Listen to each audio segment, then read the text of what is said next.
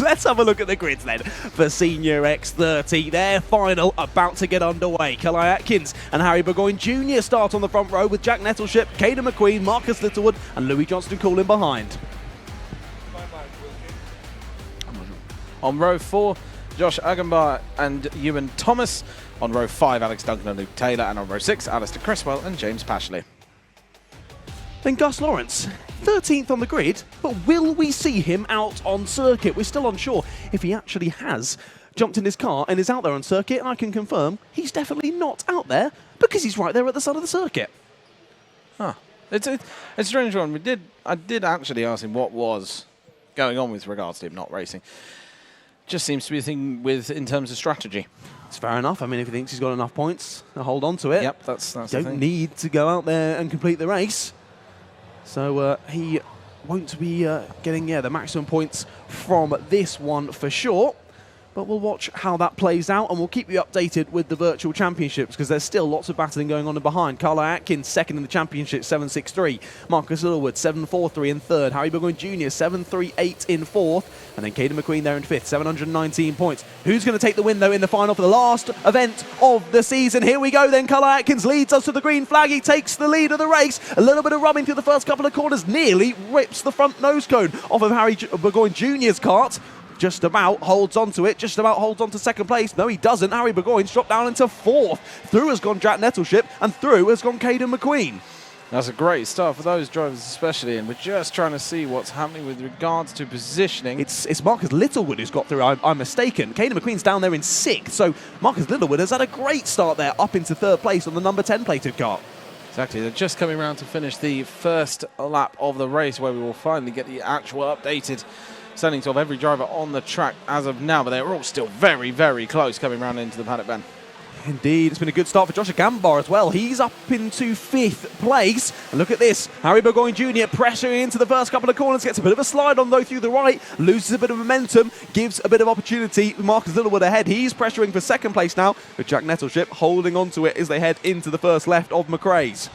So here they go down towards the bottom at Iredale's, and there's a move round the inside. I'm not quite sure what that was, but the 142 it was Burgoyne Jr. and he's trying to Burgoyne Marcus Littlewood, but on the exit, Littlewood gets him back. Battle for the lead, nearly through, nearly from Jack Nettleship. However, Carly Atkins drops back across, gets a nice exit, and now gets a little bit of gap, bit of breathing room, bit of rubbing through the right-hander there. They all hold on to it, all still as they were.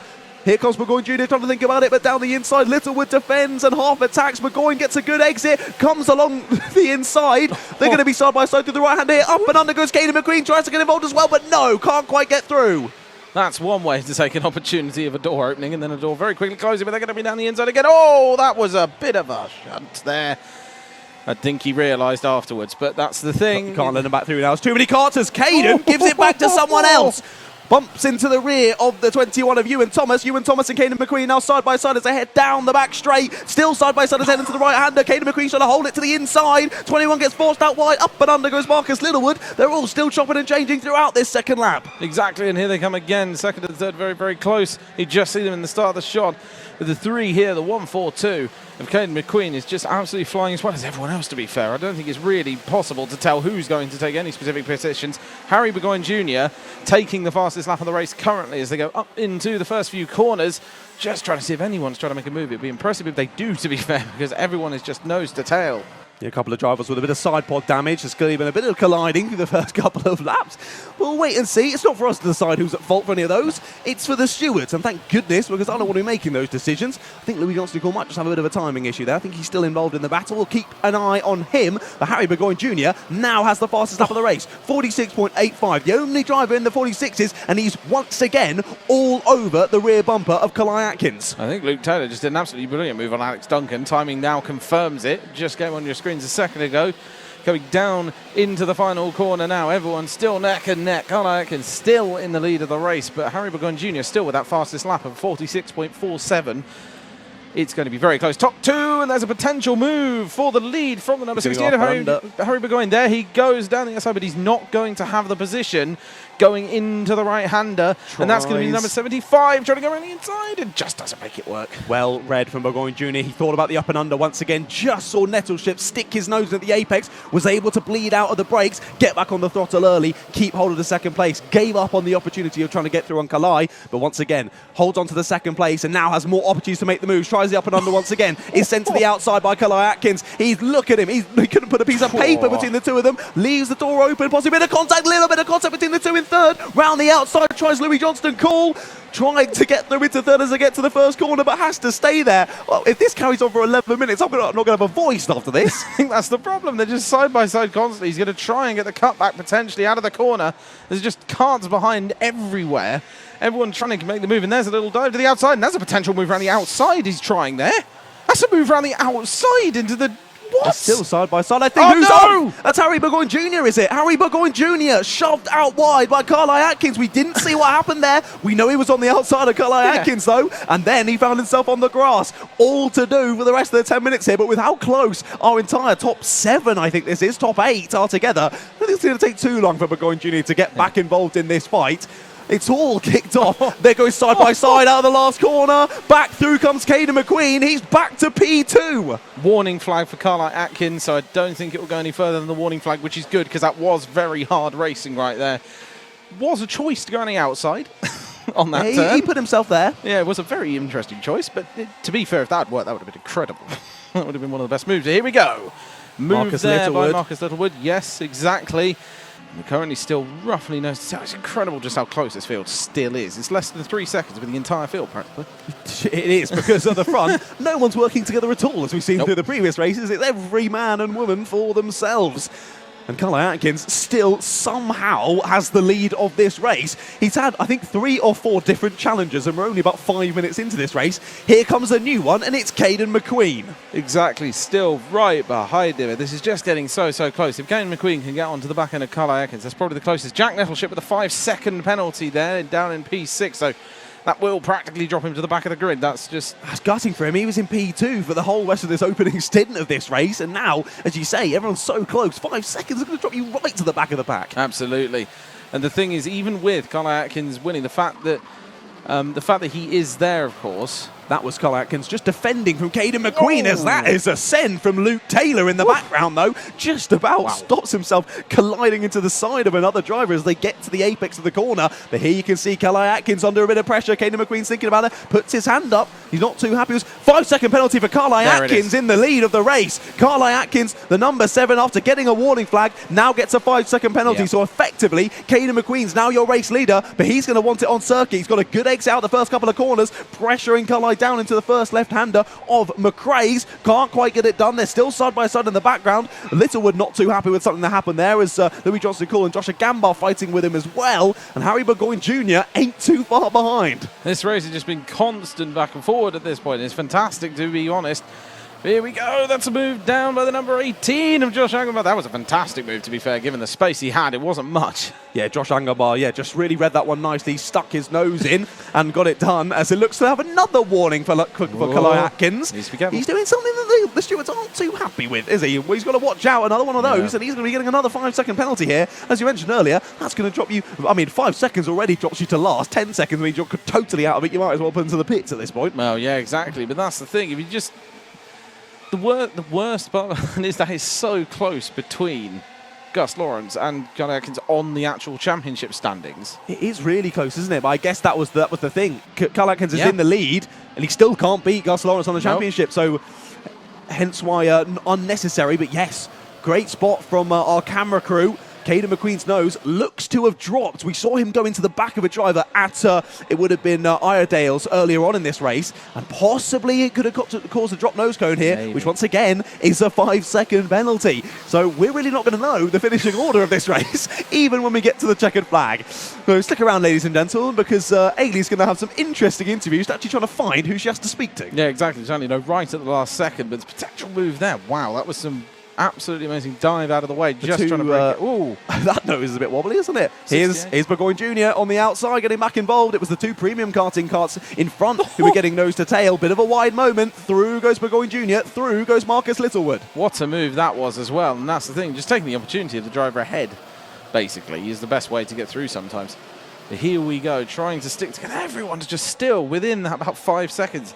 At some point, there is going to be a driver behind 5 seconds, but it's not yet. And that's the thing. Carly Atkins, as it stands, just straight down to the bottom. Caden McQueen might have the overlap here out the final corner. He's going to put alongside into the first couple of corners. Can he get in front? Yes, he can. New leader of our Senior X30 final, and it's Caden McQueen. I think Carly Atkins actually pointed really quickly to his right on the end of that straight. You saw him just lift through. at the end of the straight. He just let him through because I think he's now seen that 5-second penalty and he knows that it's there. So that means that, yeah, and also teammates, as we've just been reminded, which, yeah, that's the thing. Working together is way better than not. They've not been working together up to this point, have they? And that, because they've been fighting so hard, Harry Burgoyne Jr., we saw him drop to around 10th place after an incident earlier on. And now he finds himself back up into the top 3. We know Carly Atkins has a 5-second penalty. Caden McQueen might also have one as well with that nose cone. It's a bit iffy. We'll have to wait and see. But Harry Burgoyne Jr. very much in with a shot of the win here. And as a point as well, if Caden McQueen can get 5 seconds ahead, that nose cone doesn't matter. Very true. Very, very true. I mean, the same said for Carly Atkins as well. Either of those two, but it doesn't look like it's going to happen. Harry Burgoyne Jr., fastest lap of the race on the last lap, 46.04. Good 0.2 of a second quicker than anyone else out on circuit. He's right in the wheel tracks of Carly Atkins, moves out to make the move late on the brakes to the inside. Great respectful overtake from Harry Burgoyne Jr. up to P2. Now just has one kart between himself and that all-important win. And it was well moved out of the way by Carly Atkins as well, because that was... He knew that move was coming. Yeah. He knew that move was coming, so it's just like, fair enough.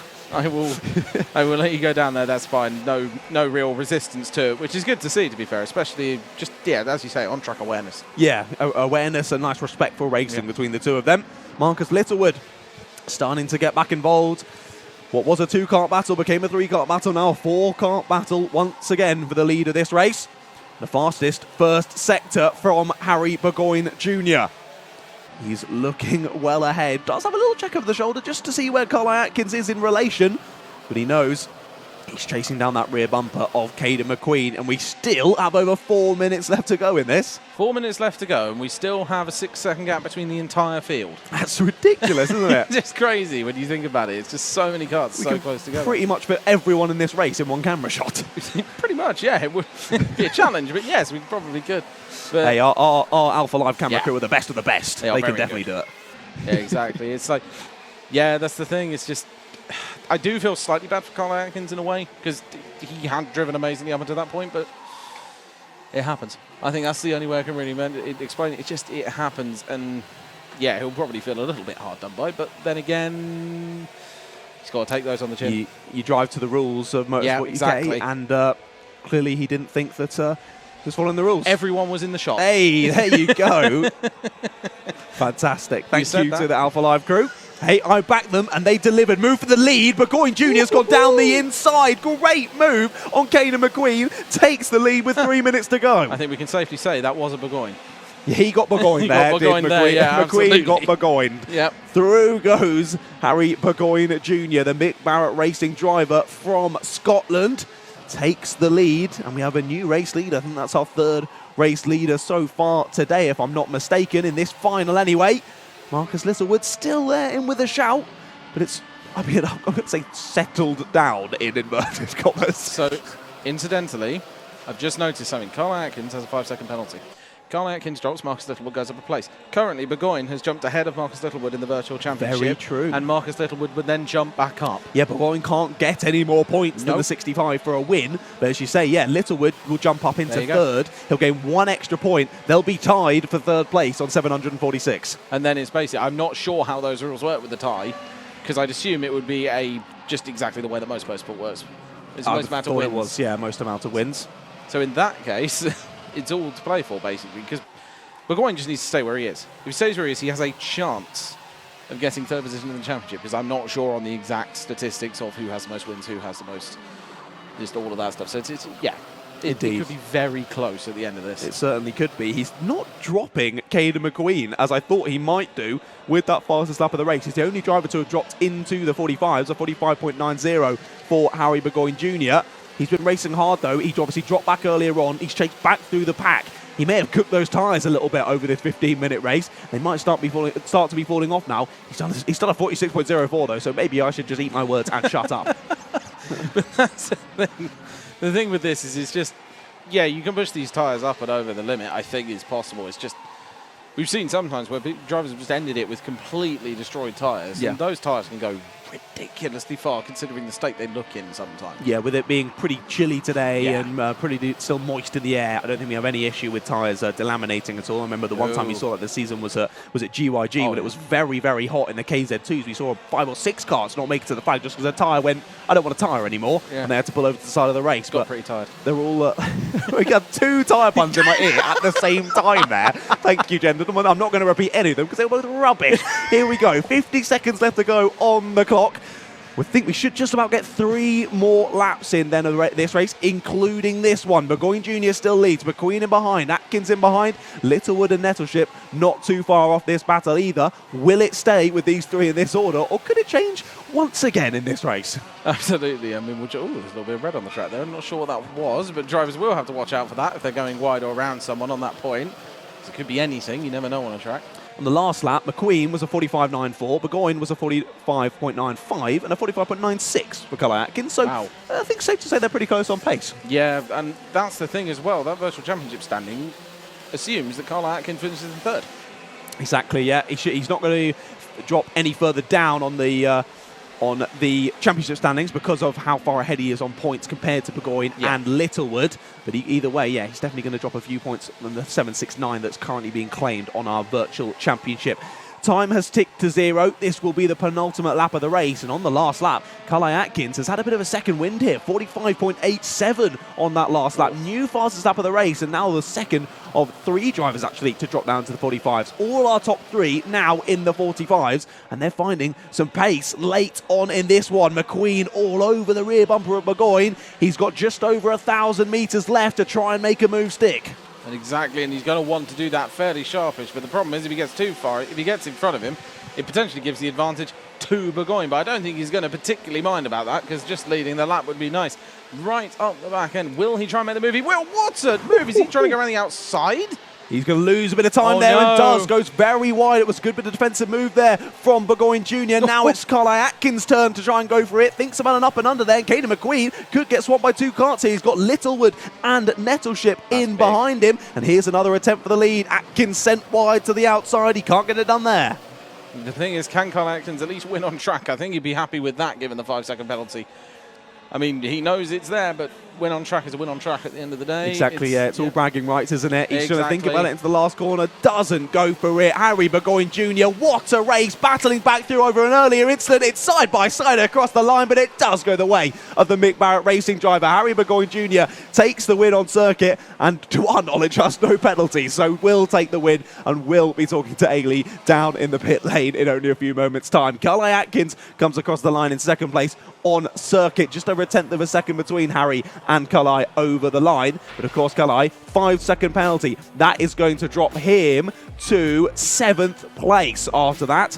So gutting, but equally, don't think it's going to affect the championship standings too much. Caden McQueen just about holds on to 3rd place by a 1/10 of a second over Marcus Littlewood. In behind them, Jack Nettleship, Louis Johnston-Cool, then Luke Taylor, Josh Agambar, Ewan Thomas, Alex Duncan, Alistair Cresswell there, rounded out the 11 finishes of that one, and we sadly lost James Pashley only 5 laps into that race. However, the person who's won the championship wasn't even out on the circuit. Gus Lawrence, your number 1.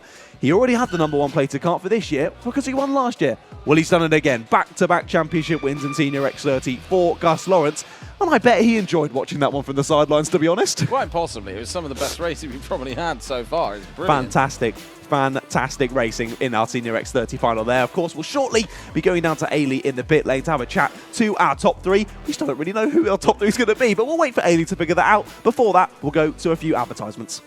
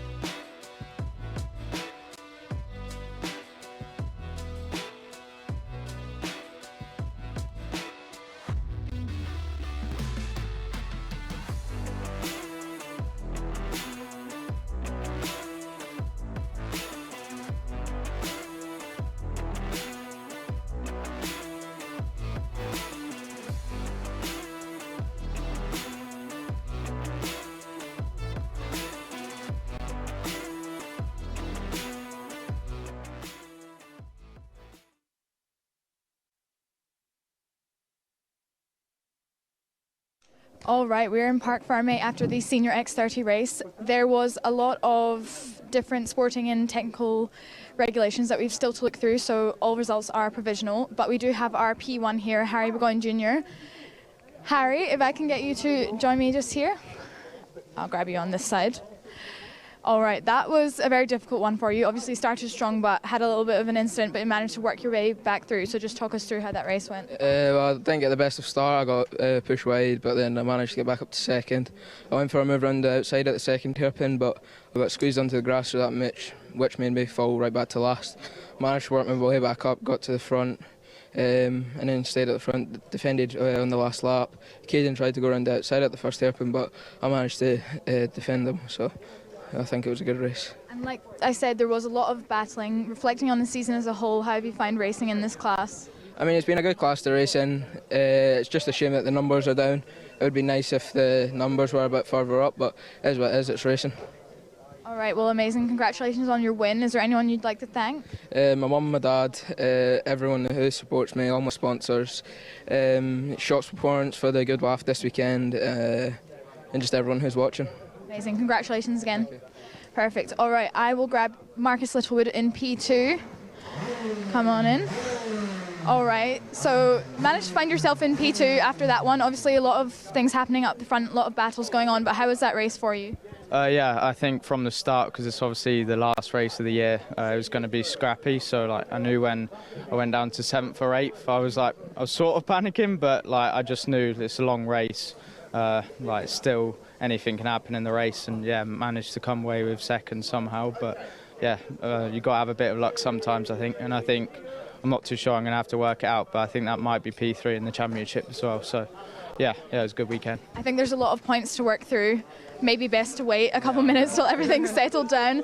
But there was a lot of close battles, especially in that midfield pack where you found yourself. How was it being such tight racing? Did you get used to racing with all these drivers throughout the season? Yeah, obviously it wasn't that aggressive all year, but yeah, it's to be expected on the last round.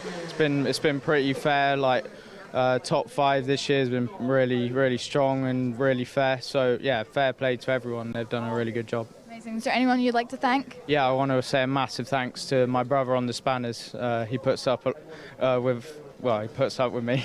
So, and then Bailey MK, my sponsor, Jade Racing, and my family for all the support. Amazing. Well, congratulations again.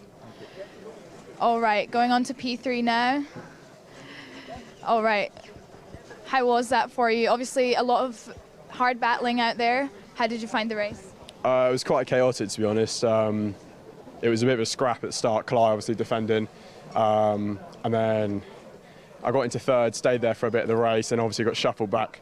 Fortunately, my brakes were going during the race, so I kept dropping further back and back. But I just stayed strong, and then the rest were battling, all got penalties, and I just kept my nose clean, so P3 it was. And we just had Marcus saying that the class hasn't been that aggressive all season. Obviously, this is the last race, and there's a lot of people trying to finish out their championship battles and where they'll find themselves in the standing. How do you feel like you've done throughout the season as a whole? I think it's been a struggle, to be honest. I think it should have been better than it was, but it's nice to end up with a podium at the end. Nice to take home some silverware. Amazing. Is there anyone you'd like to thank? I'd like to thank Mickey Hyman from Premium Karting, Moose, Spike, SS Sport Engines, and my dad for being on the spanners. Perfect. Well, congratulations. Thank you very much. All right.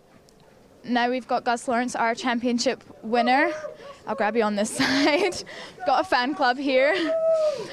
So, so obviously you weren't racing today. Do you want to just talk us through that decision and how it was watching all of your classmates, I guess, driving today?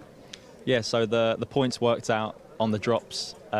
If I didn't compete or would come 13th, which was last, I'd win by 6 points. So yeah, working it out numbers of times on the math side of things, just to confirm it really, and then yeah, made the decision not to take part. Just if anything went wrong out of the blue, you never know. Just to yeah, make sure we sealed the deal really. And how did it feel watching everyone from the sidelines? A little bit of a different race weekend for you. Yeah, obviously we competed until this morning. I went out in practice and then decided not to race. Yeah, it's different watching. You don't realise how fast it is when you're involved. So when you're watching, yeah, you feel like you should be racing, but you're not. But it's for the right decision. So you never usually do it, but just for today, really. And reflecting on the season as a whole, obviously very positive overall. Do you have any performances that stick out to you as really strong? Yeah, GYG, we won every classification pre-final, final, and yeah, that was probably my highlight of the year. PFI, won a few races here and there. Yeah, we've had a good strong year, been consistent, won the classification, a pre-final and a final, probably at every event.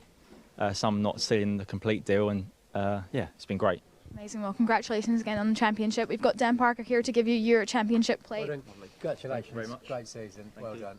Welcome to your Senior X30 podium for event number 9 of the Wera Tools British Kart Championships. We'll start with third place, number 61, premium karting driver of Louis Johnston Cool.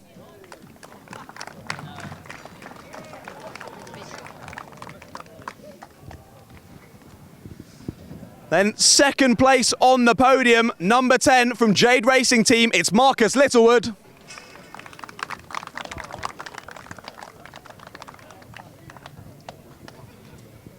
And on the top step of the podium, number 68 from Mick Barrett Racing, Harry Burgoyne Jr. and his mechanic, Harry Burgoyne Sr.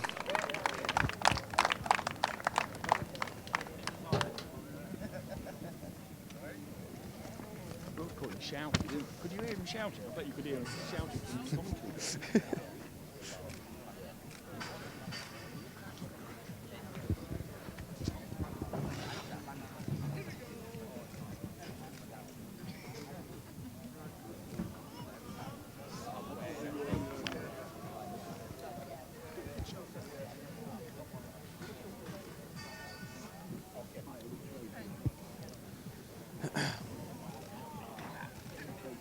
Perfect, cheers guys. Another round of applause for your Senior X30 podium.